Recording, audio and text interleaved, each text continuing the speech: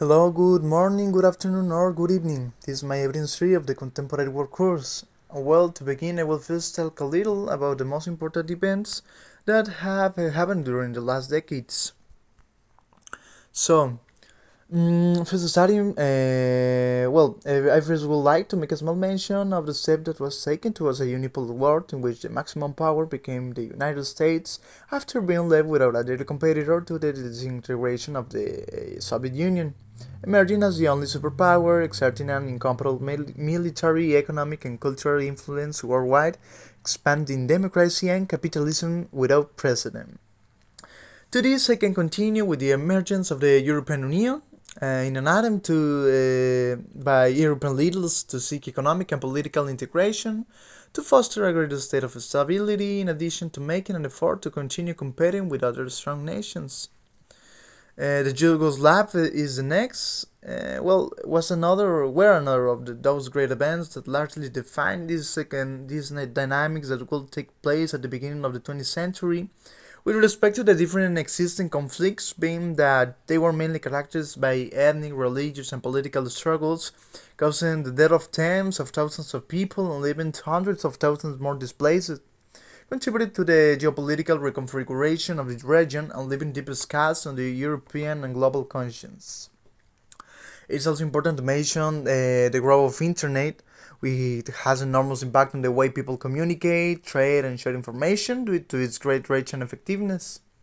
But we cannot talk about the most important events of our times without mentioning the 9/11 attacks, which, in addition to causing great human losses with almost 3,000 dead and thousands injured, precipitated the war on terrorism led by the United States, which included the invasion of Afghanistan in search of Osama bin Laden and the subsequent invasion of Iraq in 2003 under the pretext of weapons of mass destruction.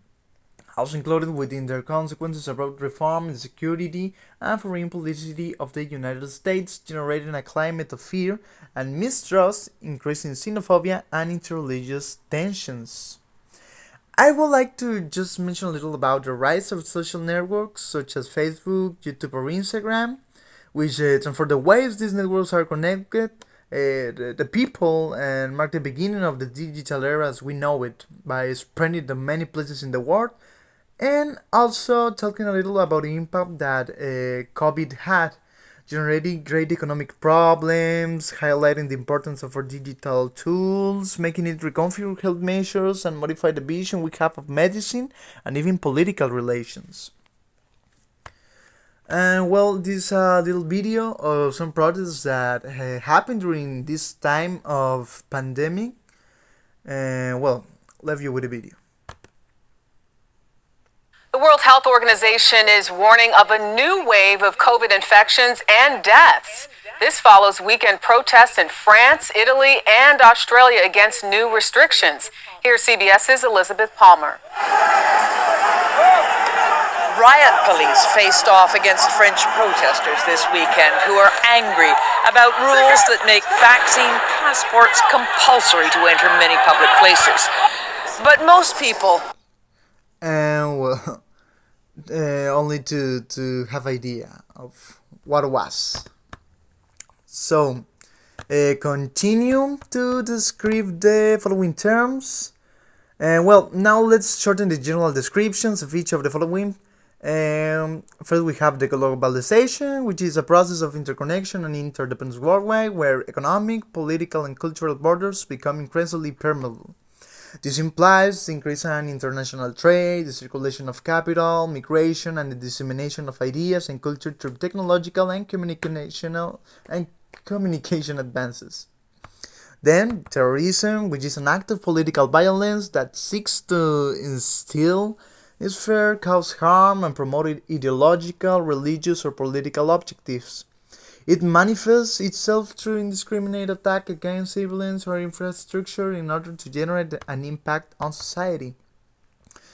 Next, a unipolar world, that is one in which a single power exercises dominant influence over world affairs, both in political, economic, and military terms, like we already see with the United States in these times. And we have the digital era. That refers to a period in history characterized by the rapid evolution and widespread adoption of digital technologies, including, yes, computing, internet, mobile devices, and other digital technologies that have fundamentally transformed the way we live. And well, that all these processes are for transformation to the 20th century, to the 21st century, and to a society that is more connected than ever, but at the same time has a lot of problems to solve.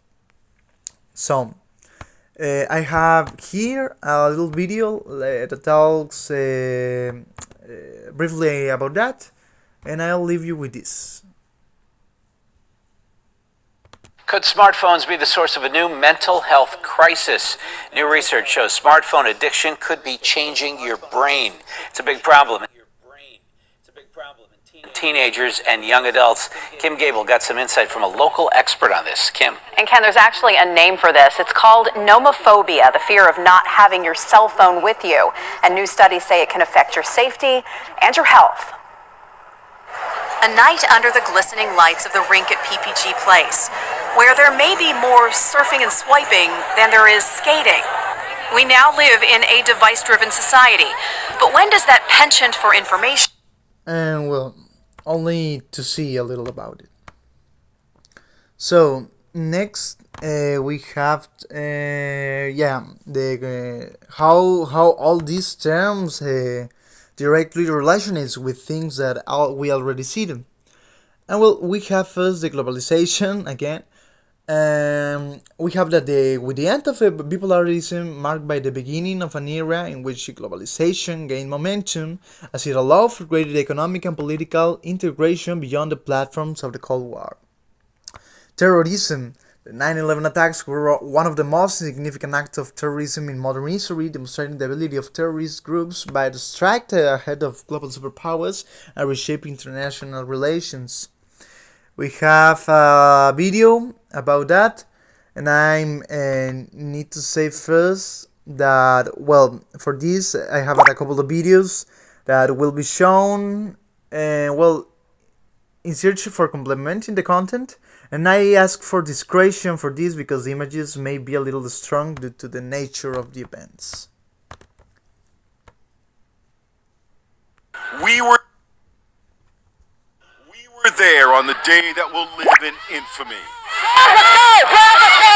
Inside Edition's Matt Mahar was one of the first reporters on the scene. Okay.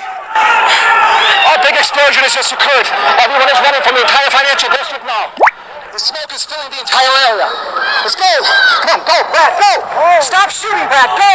Cameraman Brad Waite captured moments never to be forgotten. Mayor, any idea how this happened? Not right now. Correspondent April Woodard was already there when she encountered Mayor Rudy Giuliani, who was getting his first look at the disaster.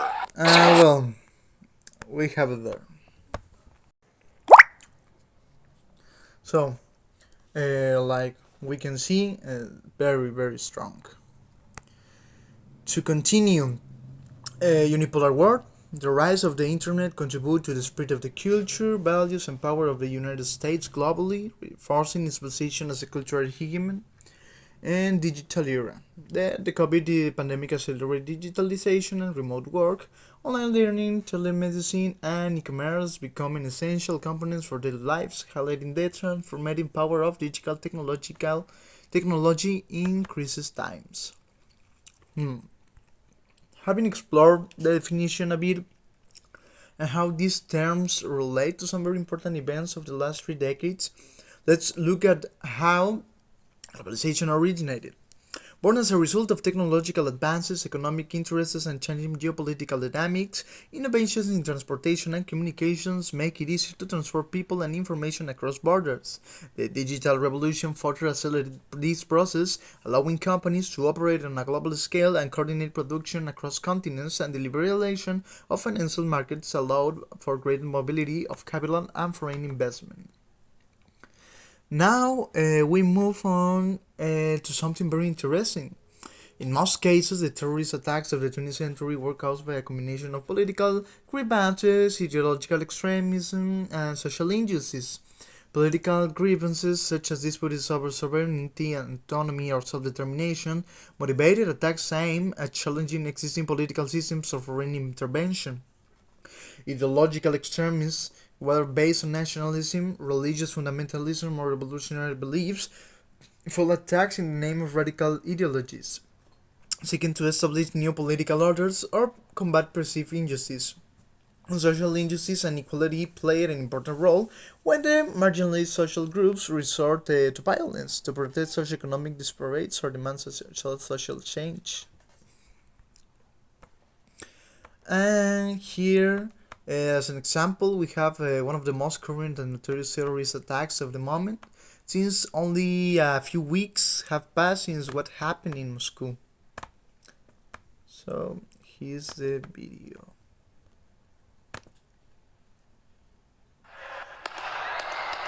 The first few moments of the heinous calculated attack. Many ran in panic. One small group tried to crouch behind a metal pillar, desperately hoping it and a few tables would shield them. This video was taken by Kirill Smoleninov, who went to the concert to film the rock band, found himself fleeing for his life. Меня было, метров 20, наверное, 15, вот так вот было. Да, когда я заходил на эскалаторе, да, действительно по мне стреляли.